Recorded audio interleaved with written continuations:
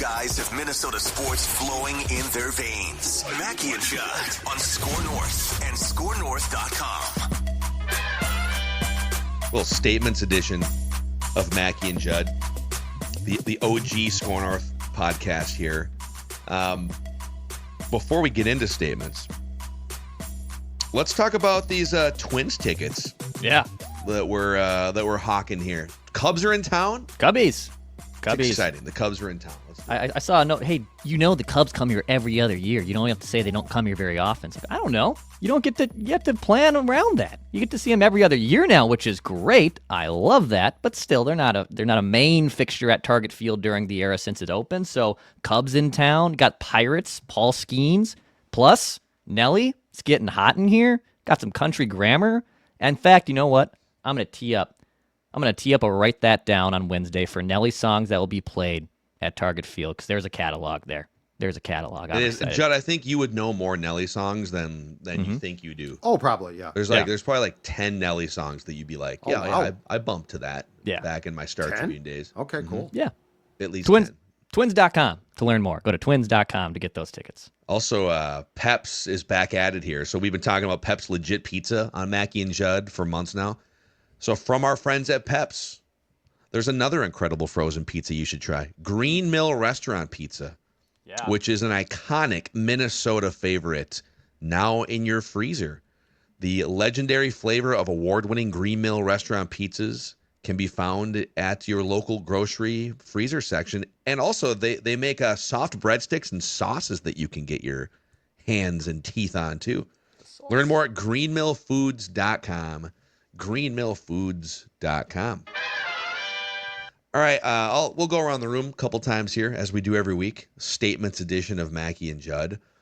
And so I was just in Vegas over the weekend, a little fun little weekend trip with my wife. Celebrating life, celebrating 100-degree poolside heat. I'm so jealous. Great restaurants. Pool season in Vegas is a different animal than any other Vegas.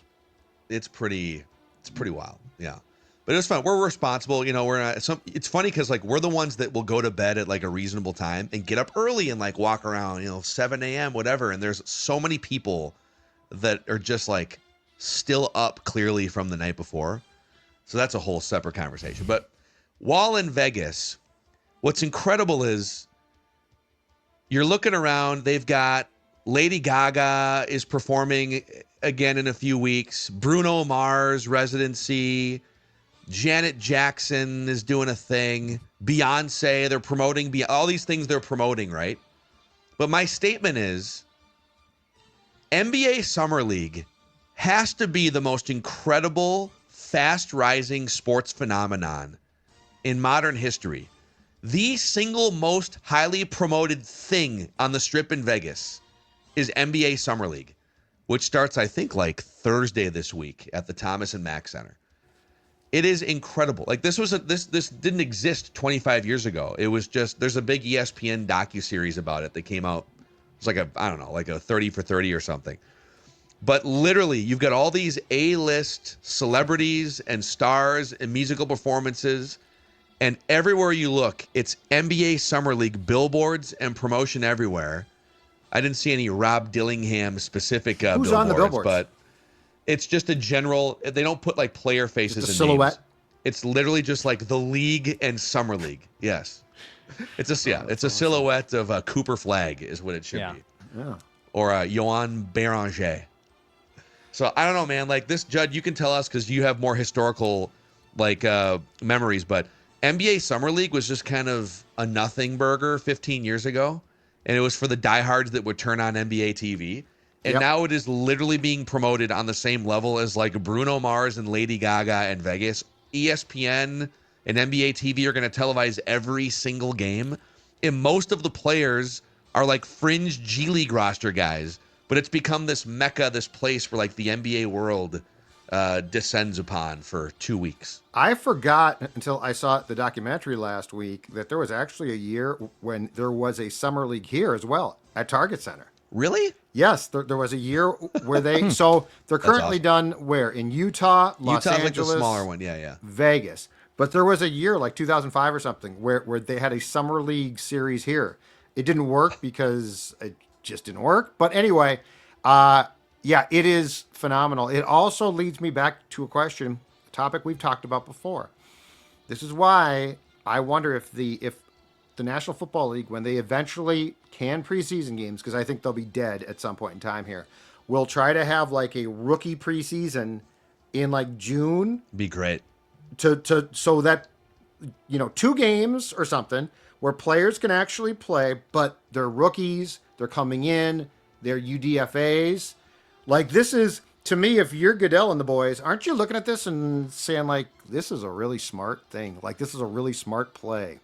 Yeah, and if you're worried, I mean, obviously there's a threat of injury or something, and there are some prominent I mean, the Timberwolves, for instance, Rob Dillingham and Terrence Shannon Jr. are going to be on their summer league roster, and Yohan Beranger, who's probably not going to be in the actual rotation as an 18-year-old this year. Right. But like, you're leaning on Dillingham and Shannon, and I think Cooper Flagg's going to play summer league. I think that's happening. So there is a risk that like these top assets and young players could get hurt, but it's also really important for them to like just get up to speed and just start playing some games. So yeah, like, statement within a statement, I guess here, the NFL could do a summer league better than the NBA does because it's the NFL. But they'd have to commit. It'd have to be like a 2 or a 3 week thing. In the NBA, you wind up getting 4 scheduled games, and then there's like, I don't know, like a semifinal or something. Right. So you're not going to play as many games, and it can't be that long. But could it be 3 weeks? Or 2 weeks? In June leaking into July, and you could steal some more real. And now the NFL would own June and July more than they do now. And it could only be, I think it could only be draft picks from the most recent draft and UDFAs. Like, I don't think that you could, like the Wolves, Dillingham, right? I don't think you would take J.J. McCarthy right now and play him there. Would you have last year though? I think you could have Teams might it. say that the risk is not worth the reward, but you're not. But also, you're not getting preseason games, so this is your right. chance. If you're not getting preseason games, and you are getting, and I mean that would instantly sell. TV's clamoring. Like right now, God bless it, baseball's the only thing on. Yeah, some golf. And would it be like the NBA descends upon Vegas for 2 weeks? That's what I'm. With the NFL, because. Yeah. And the NBA could like hold some games at Target Center, whatever, and they do a couple preseason games, but no one shows up really. Right. Would the NFL give up the preseason gate in favor of like they're a gonna 2 or 3 week event in a destination? I think they're going to go to 18 games within like the next 3 years, right? For football. Probably. And then we're going to go down, I think, at that point to 1 preseason game. Eventually, I think joint practices for veterans are going to rule the day. Those, by the way, also definitely will be like streamed or shown. Mm-hmm. But as far as like the networks go, if you just said, you know what, screw it. And then you had a centralized location. Like if we workshop this, I guarantee you the people at the National Football League have given this thought. Yeah. I mean, if this is kind of what like training camp is going to be in Judd's camp notes, but to heighten it even more, if I were to tell you, diehard Vikings fans, football junkies, that starting this week, just like the NBA, there's going to be a 3-week NFL Summer League, and you're going to get to watch the Summer League Vikings quarterbacked by Max Brosmer. You'd watch it. Would that not get your blood just pumping? You'd watch it. Mm-hmm. Be all in. And Ty Felton is going to be the number 1 receiver.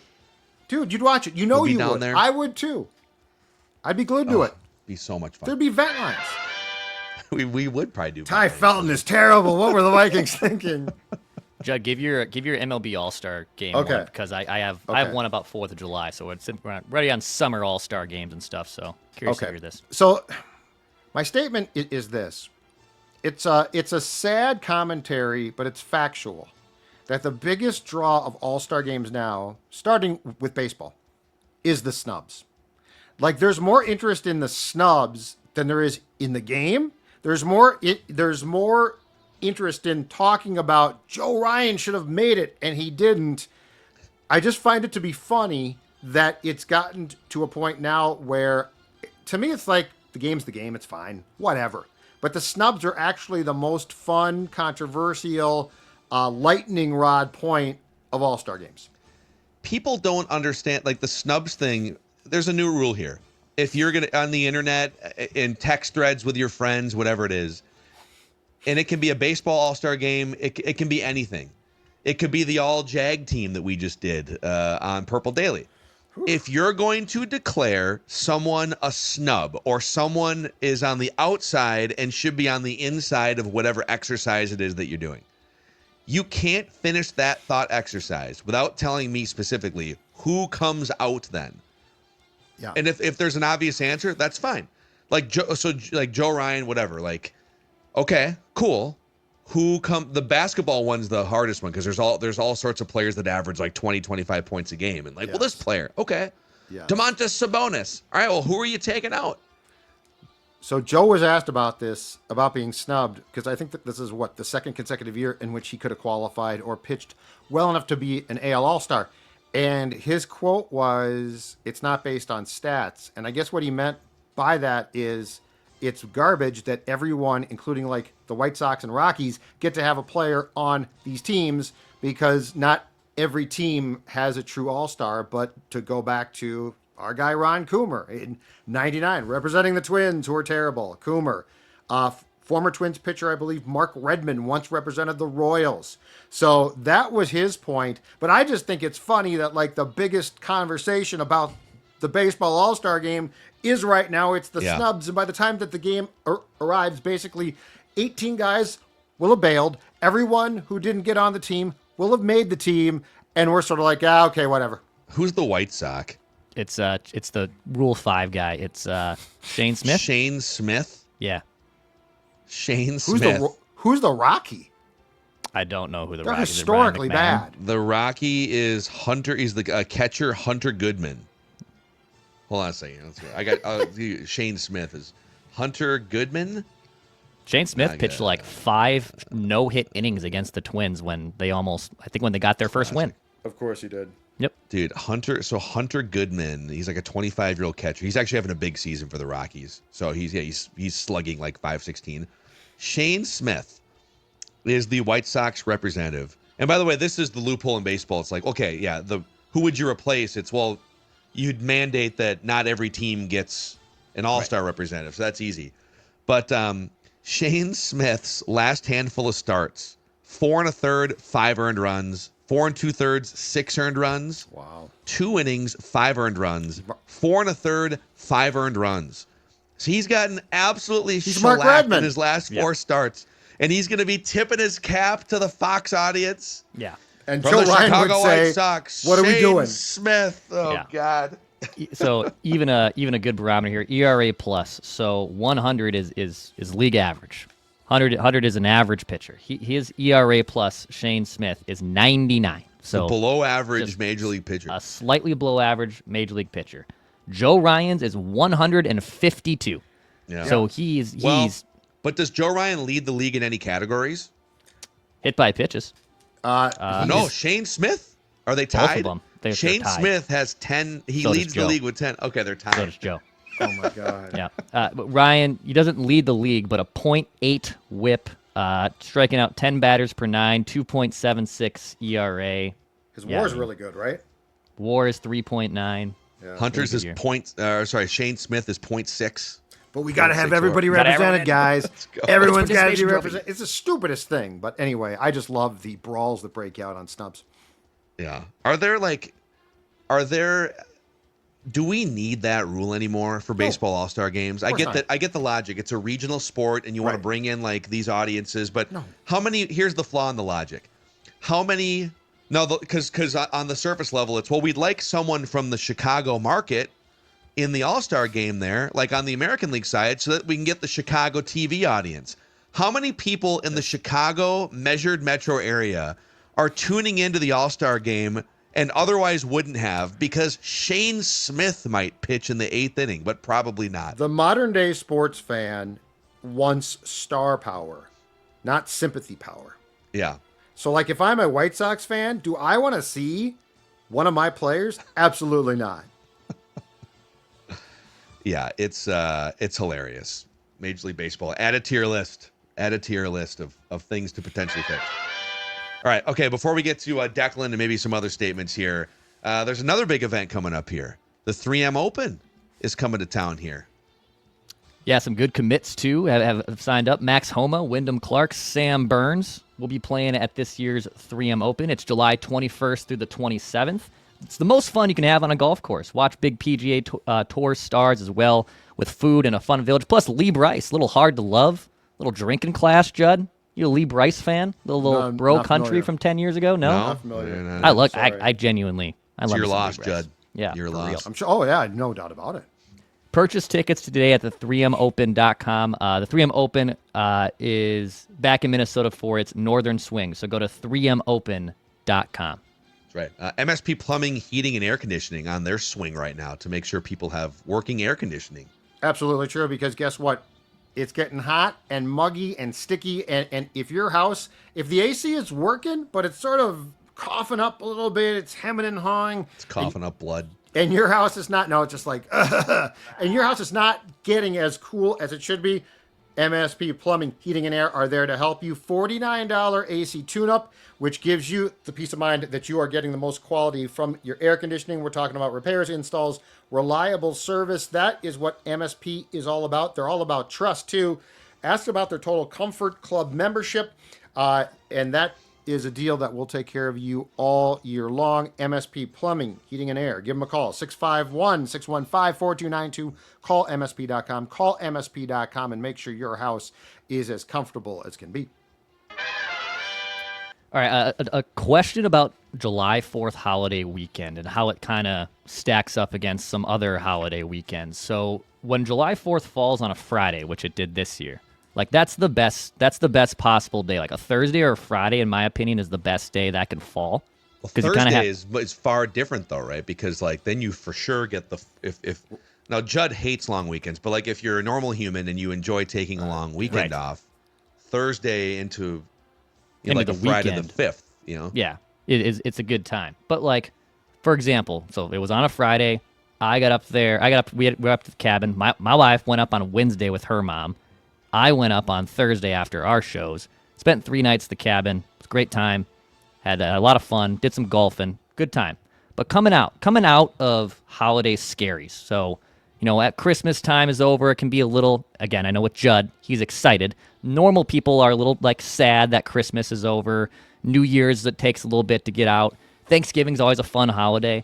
My statement is, or my take is, I think getting out of July 4th holiday is like the least depressing and the easiest one to move past from. You know what I'm saying? Because like Christmas and New Year's, it's a little different. I think like it's still summertime. You had a good little holiday weekend. The weather's very nice.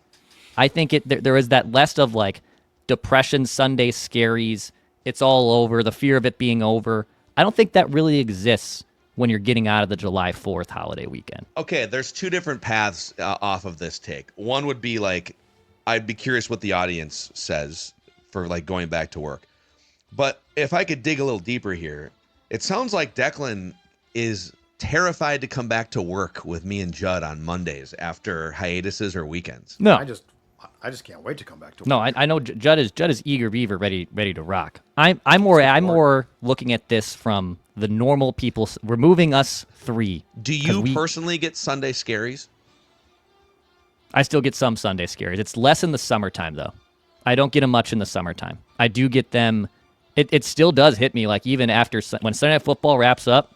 Yeah, I do have a little bit of the Sunday scaries, but usually by the time Monday rolls around and we are delivering our hot takes, like I'm back in it. Right. But I'm like, we've had this before. I am like just preconditioned. I still have not moved past the Sunday scaries. Yeah, I feel like we should like have a therapy session of like what is on the list of things that give you the most anxiety about coming back from a vacation or a weekend. Like what scares you the most about Monday?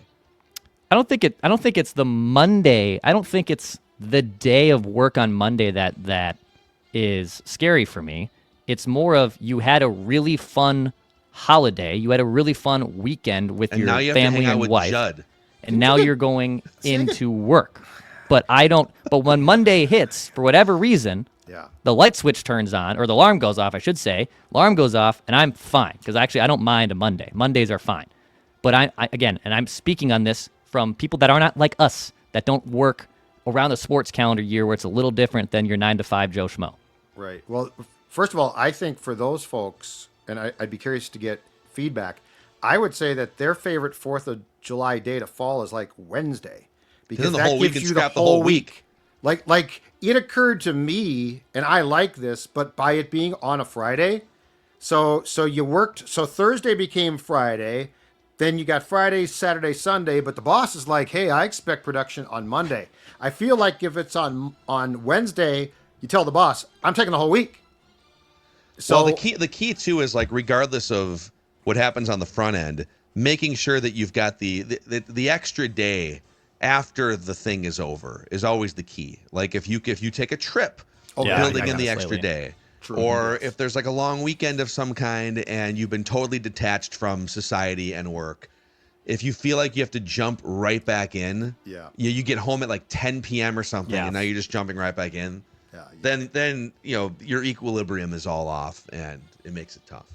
I have been doing that more like the last 2 trips we've taken via airplane in San Diego, and then we went to St. Louis for opening day. We came back on like Saturday mid-afternoon, evening, and then had all of Sunday to kind of, like, to Phil's point, get back into somewhat of your routine before you're just like hopping off an airplane. You're in an Uber, it's 9 o'clock, and all of a sudden you have to be at work in less than 12 hours. I got a question though. So San Diego, I get completely.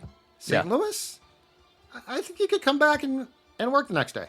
Well, it's an easy flight, but again, like, you're out of your routine. You're sleeping somewhere else. You're not at home, and as much as I liked my time in St. Louis, I would actually counter and say spending as much time in San Diego was a lot better than spending some time in St. Louis. No, I'm sorry. I'm saying I get the need to create a gap.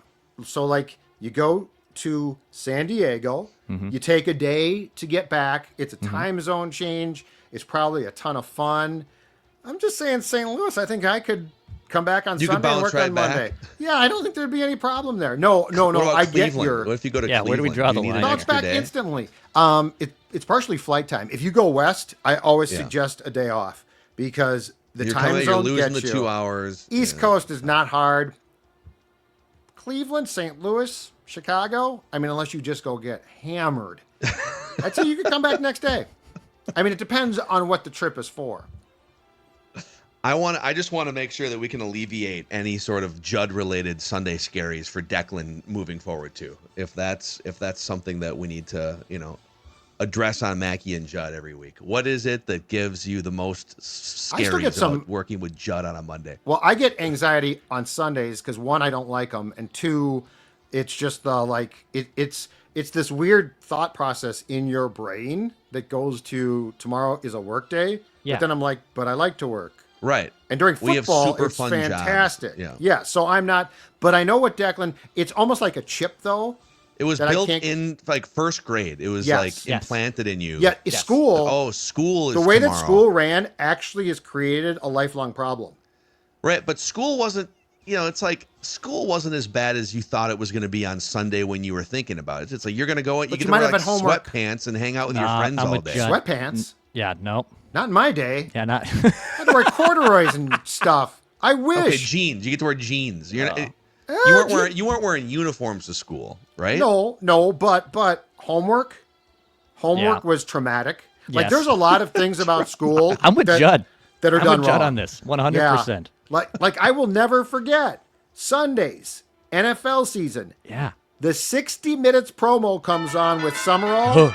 And it literally was like your life, the plug had been pulled, life support had been pulled. Yes. It was awful. That's how I feel. No, I know, but I'm saying that's a chip. I still feel like that. Put in by an education system that didn't know what it was doing to young Declan or Judd. It's true. We need therapy. We don't need therapy. We need to alter how this is done. I felt somewhat the same way you guys did in school. But then again, I don't know. I think you realize at some point that whether you get a B- or an A+ doesn't actually matter much. But I'm talking like grade school was the worst. So like didn't you have nights where it would get to be Sunday, the games were done, and you hadn't like started on a project? Yes. Yeah, for sure. That's awful. Yeah. That's left a lasting. I'm 55. It's left a lasting impression, an indelible impression that I can never get past. Yeah. Thanks to St. Therese. I love ya, but you created traumatic experience for me. What would have made it better if there was just never any accountability or anything to do? Yeah. No homework would have helped. No term papers, no homework would have been a huge help. Yeah, just keep all of the if you can't confine everything I need to know between like 7 a.m. and 3:30 p.m. Don't burden me at home later on tonight. No. The problem is, and it took me years to come to grips with this, but the problem was, especially grade school, it became a job I didn't want. Like, you're literally sending me home with work? Like, you're not paying me. Now you would. College is paying now. But you literally would send me home on Friday with a duffel bag full of books and stuff to get done. Yeah. First of all, it's my weekend. And second of all, you nailed it, Phil. If you can't, between the hours of, I forget school, let's say 7:45, 7:15, somewhere. If we can't get done what you want done, that should not be my problem. You know what always turned it around, though? Then you open up the lunch menu, and it's chicken patty day on Monday. Right. And everything is back to normal. Yep. Italian Dunkers, a little overrated. Chicken patty day. In my day, at St. Therese, we had to bring our lunch, and we ate it at our desks. Oh, you didn't, gather together in a cafeteria? We had hot lunch, once a month on Fridays, where the moms, it's like a working my lunch? mom, would come in and make lunch. I'm sure the health department would blow a gasket now, but we used to literally show up with our lunches. We would eat lunch at our desk, go outside for recess. That was lunch. Wow. So you would, but and it wasn't like a working lunch. It was, you'd get to take a break for lunch, right? Yes. Yeah, we got a lunch, but what I'm saying is, like you just said, hey, here's the lunch. This is awesome today. For most of my grade school years, we didn't have that.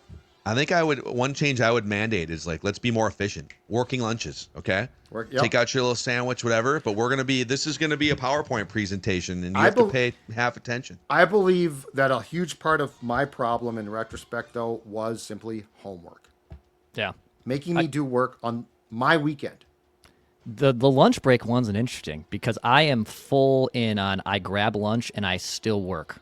I do not pause and sit down for now if maybe you're going out to a client lunch or that's a little different. I'm talking about the normal work day you're eating in the office. I am eating while working.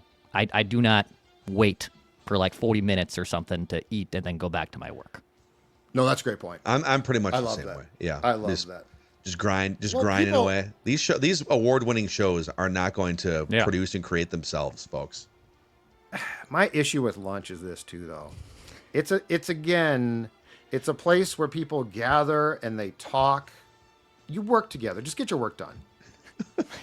My issue with lunch. So when you go down to the cafeteria, on the rare occasion where you're at the studio, I blow past all of these conversations. Hello. You guys are wasting time. Yep. Look at all of you right now. I just get done what you need to get done and go home. Why are we pausing commerce?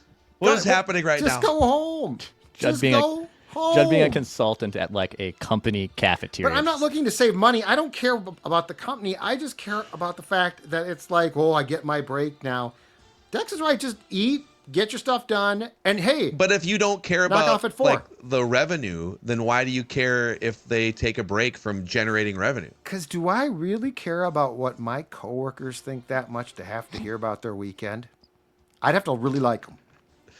Well, that's specific to you. If you see two other people enjoying a conversation because they're not sociopaths, then sociopaths. Look, I'm telling you right now, I'm on the cutting edge here. Homework, gotta go. Homework, gotta go. And lunch, I don't know. I've never been into let's all gather and. I feel like you used to be a man who would travel and socialize and. I don't mind socializing with sports people. But I feel like that your walls have closed in so much more in the last 5 years. Oh, probably post-COVID, yeah. Okay. Yeah, that makes sense. You're okay out there. You're not. Oh, I'm not. No, I'm not upset out there. No. But I mean, I've never enjoyed sitting down at a table with a bunch of people who I barely know, and then one of them inevitably Bigfoots the conversation to talk about their weekend. I don't enjoy that. I've never enjoyed that. Where I'm more what out was the front trigger with how I point for feel that now. for you? Like if the Sunday scary stuff started in 4th grade, where did the I don't want to sit down and socialize with people over food anxiety Well, hold on a start? second. If I like the people and it's a small group, I enjoy that. I'm just saying, like a lot of like at schools or at work, you go down and you got a whole table full of people. If you're good friends with them, that's awesome. Yeah. But I also I think that's what's happening. Like when you go to the work cafeteria, like well, you're doing it because you want to hang out with someone probably that you're friends with at work. It's not like, well, I guess you could tag along, but that's your fault. right. You don't know. I was going to say this. Here's my thing. Learn to enjoy your own company. Learn to like yourself. For sure. If you don't like yourself and you need to be tagging along, you know what? Sit down with yourself and find out why. Talk to yourself. Get it out there. Judd's right. Agree on that for sure. Like that's the thing that drives me crazy. Plus, we all know too, and this is again not a money thing; it's a production thing as far as neat stuff needing to get done. And I feel like our staff is good at this. But the other thing is, lunch can turn into the same things that meetings are in corporate America, which is a way to work the clock down. It's 4 corners. You're running down the 8 hours. It's 4 corners. It's Dean Smith, no shot clock. Yep. And so you're passing the ball back and forth. Well, let's talk about that. It what also are we doing turns here? into sometimes, if you're not careful, a cesspool for just complaining about things. Well, and you know more about this than I do. problems about complaining about things. No, about actual work. Like you get called in to. I'd be curious if we took a pie chart and said shave off, because sometimes you do need to meet, and some of them are productive. But like if you were to take the pie chart of all of the stuff that you go to, and then like X out, red pen out some stuff. I bet it'd be a lot of stuff. In fact, 2 statements off that. We'll go. Number 1, most meetings that are 60 minutes could either be 30 or don't need to happen. Correct. That's take or statement number 1. And number 2 is oftentimes people who are gathering socially, like during work hours, are doing so to complain about things versus like adding value or solutions to things. So if you're just polluting the air with complaints, It's a good one, yeah. then you're technically stealing time and maybe money from it. Solutions and actionables. That's the lesson for these Shot work clock. lunches. That's what we need. In the lunchroom, a shot clock. We do. 12 minutes. Sorry, pull the burger just like out of high school someone's lunch. hand. Like we had 3 lunch bell periods. rings. Like we had A lunch, B lunch, C lunch. So like it wasn't 2,000 people in the middle of a cafeteria. Same thing. Yeah. Same thing. We do lunch periods. I like this idea. The I'm bell just saying. rings. Sorry, you got to get I got a that. point here. There's a method to what I'm saying here. It's not just old man yelling at clouds. I actually have a point here. No. So hopefully you guys learned some life lessons today. Good job, Dex. Mackey and Judd. Yeah. The Started that with 4th of July, went down a path of educational trauma of Sunday scaries. That was awesome. No, hold on. Mackey and Judd, the OG Score North podcast. See you guys.